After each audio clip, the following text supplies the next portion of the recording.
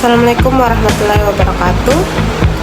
Halo semuanya, perkenalkan nama saya Sri Arhan dari kelas 1C Teknologi Kimia Industri dengan NIM 43225092. Pada video kali ini saya akan menjelaskan tentang materi daya. Adapun soal yang diberikan, yang pertama, jelaskan dengan kata-kata Anda sendiri apa yang dimaksud dengan daya, mengapa daya menjadi parameter penting dalam fisika dan teknik. Sertakan contohnya nyata dari kehidupan sehari-hari yang menggambarkan pentingnya konsep daya.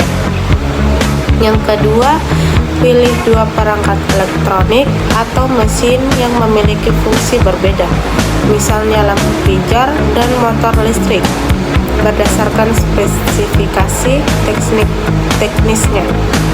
Lakukan analisis berikut. Tentukan daya yang digunakan masing-masing perangkat serta bukti foto dari perangkatnya.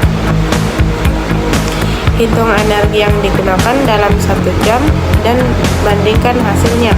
Bagaimana efisiensi dari alat tersebut. Jadi menurut pemahaman saya, daya adalah ukuran seberapa besar energi yang digunakan atau dihasilkan oleh suatu sistem dalam setiap satuan waktu.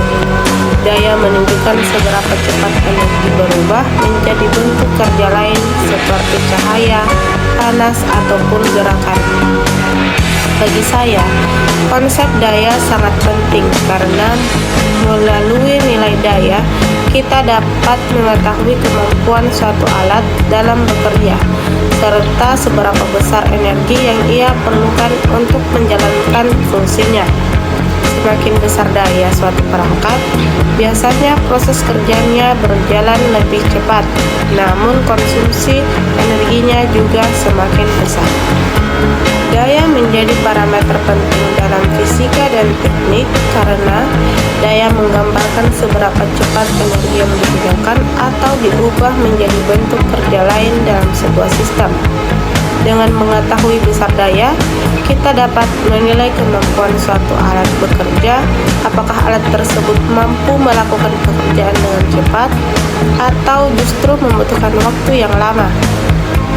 Nilai daya juga membantu kita memahami seberapa besar energi yang dikonsumsi suatu perangkat, sehingga memudahkan dalam perhitungan efisiensi dan kebutuhan energi. Jadi dalam bidang teknik, daya menjadi dasar perancangan berbagai mesin dan perangkat elektronik.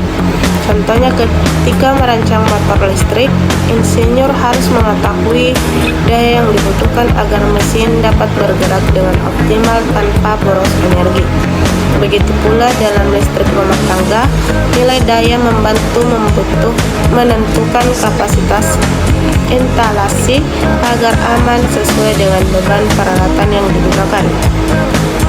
Jadi bagi saya, daya menjadi parameter penting karena daya bukan hanya menunjukkan besarnya energi, tetapi juga menggambarkan efektivitas, efisiensi, serta kinerja suatu alat dalam kehidupan nyata. Contoh yang saya ambil yaitu charger handphone dan blender. Charger handphone dengan daya 20 watt, energi yang digunakan selama 1 jam atau 3600 detik.